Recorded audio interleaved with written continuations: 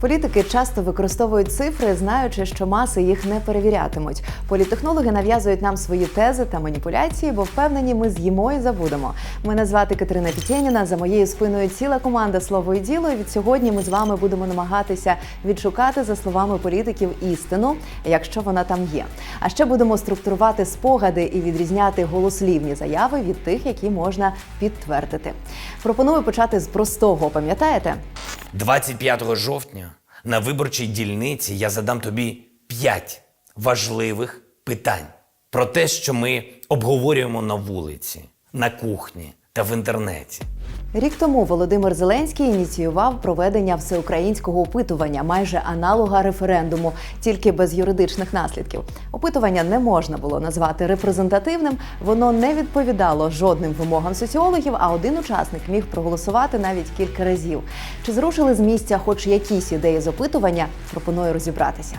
Чи потрібно запровадити довічне ув'язнення за корупцію в особливо великих масштабах? За попередніми даними, які з'являлися у медіа, майже 83% учасників цього нерепрезентативного опитування підтримали таку ідею.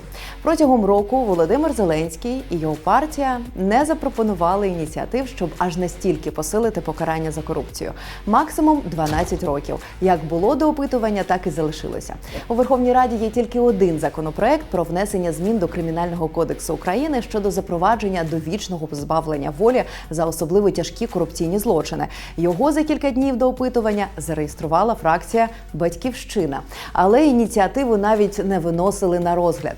Чи зроблено хоч щось для покарання корупціонерів? На законодавчому рівні так. Вже після опитування парламент впровадив кримінальну відповідальність за декларування недостовірної інформації та неподання декларації. Але ж за це загрожує до 2 років позбавлення волі, а не довічне ув'язнення. Без судової реформи, правда, особливо не працює. Політики, як правило, уникають відповідальності за недостовірне декларування. Навіть якщо йдеться про звичайну адмінку, лайфхак від суддів – закрити справу, не встигнувши її розглянути. У 2020 році за корупційні правопорушення суди наклали менше штрафів, ніж у попередні роки, і винесли менше відповідних постанов. Якщо говорити безпосередньо про хабарників, вироків і засуджених також менше. А між тим в українських законах для хабарників більш жорстке покарання, аніж у британських, фінських, шведських, сінгапурських, німецьких чи то французьких. Головне ж не погроза, а невідворотність покарання. Чи підтримуєш ти створення на Донбасі вільної економічної зони? Якщо вірити попереднім результатам того нерепрезентативного опитування, це було єдине питання, думки щодо якого у громадян розділилися. Підтримали створення майже 47% проти трохи більше 46%. Ще до президентського опитування створити ВЕЗ на Донбасі обіцяла партія «Опозиційна платформа за життя», а кілька позафракційних нардепів внесли такий законопроект у парламент. Уже після опитування в плані законопроектних робіт Верховної Ради значилося, що до травня 2021 року мали зареєструвати проект про запровадження експерименту щодо створення території пріоритетного розвитку на Донеччині та Луганщині, який і передбачав, власне, створення вільної економічної зони. Але Кабінет міністрів, який був за це відповідальний, ініціативу не зареєстрував. Тож наразі ідея про вільну економічну зону на Донбасі перебуває тільки на рівні обіцянок президента і представників його офісу. Запитання номер 3. Чи потрібно скоротити Верховну Раду України до 300 народних депутатів? Тут майже одноголосно «за», хоч опитування, нагадаю, і не репрезентативне. Чи є країни, де так мало представників народу? Так. Є й такі, де депутатів іще менше. 100 депутатів працює в Латвії, 120 в Ізраїлі, у Хорватії 151. Натомість маленька Франція має майже 900 представників народу у 2 палатах. І, до речі, у цьому питанні з усіх 5 найбільший прогрес. Ще у серпні 2019 року, не запитуючи думки українців, Зеленський зареєстрував у Раді законопроект про скорочення депутатського корпусу. Конституційний суд визнав проект таким, що відповідає основному закону, правда, з деякими зауваженнями. У лютому 2020-го президентський законопроект був ухвалений в першому читанні. А от для ухвалення в другому потрібно щонайменше 300 голосів, і їх у Верховній Раді немає. У січні проект пройшов комітет, його повинні були ставити на голосування, але тодішній спікер Дмитро Разумков не став цього робити, нібито саме через відсутність підтримки. Нещодавно це підтвердив ви Руслан Стефанчук. Тож, попри ухвалення в першому читанні, є вірогідність, що ця піар-тема так і залишиться піар-темою. До речі, розкажу вам кумедне, ще Віктор Балога і Віктор Бондар колись обіцяли нам лише 250 людей у парламенті, однак, коли справа дійшла до голосування, Бондар утримався, а Балога натиснув кнопку «Проти». У нинішньому скликанні скоротити кількість нардепів обіцяла партія «Голос» і особисто Вакарчук, коли був нардепом. При цьому і він, і його фракція утрималися під час голосування. Під відео я залишу вам посилання, де можна переглянути і інших героїв, які змінили свою позицію із цього питання. Четверте запитання.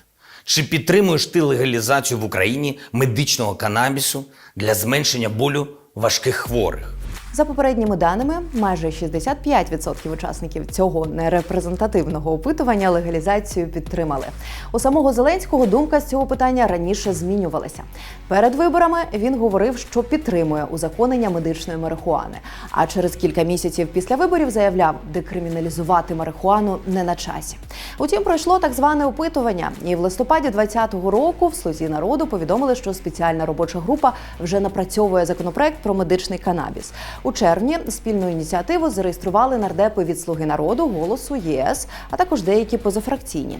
Законопроект передбачав, що коноплі можна буде використовувати у медичних цілях і науково-технічній діяльності. Підприємцям пропонували дати право вирощувати і виробляти з них ліки в Україні за умови отримання ліцензії. А тяжкохворі люди могли отримувати канабіс за рецептом лікаря. Але в липні законопроект не змогли ухвалити навіть в першому читанні. За були тільки 184 нардепи. Після цього ЗМІ писали, що Зеленський навіть влаштовував розборки з фракцією через провалений законопроект. А Давид Арахамія запевняв, що восени його точно подадуть іще раз. Осінь минула, але цього так і не зробили. Вживання канабісу з медичною метою дозволено в Данії, Австрії, Італії, Швейцарії, Польщі, Туреччині, Ізраїлі, Росії, Замбії, Зімбабве, Перу, Таїланді та в безлічі інших країн світу. Ну і п'яте запитання лунало так. У 1994 році був підписаний Будапештський меморандум. США, Великобританія та Росія надали безумовні гарантії безпеки для територіальної цілісності та суверенітету України. А Україна зобов'язалася позбутися ядерної зброї. Чи потрібно Україні, у якої анексували частину території, підняти сьогодні на міжнародному рівні питання? Або всі підписанти меморандуму виконують взяті на себе зобов'язання, або ніхто. Даруйте, але навіть мої колеги відмовилися аналізувати поступ у цьому питанні, оскільки його сенсу ми так і не зрозуміли. Адже про повернення ядерного статусу не йшлося, це озвучував і сам президент. Тож розбирати суть того не знаємо чого, ми не в змозі і вам радимо так не робити ніколи. І наостанок від себе додам очевидне: знати і пам'ятати все неможливо, головне розуміти, де шукати.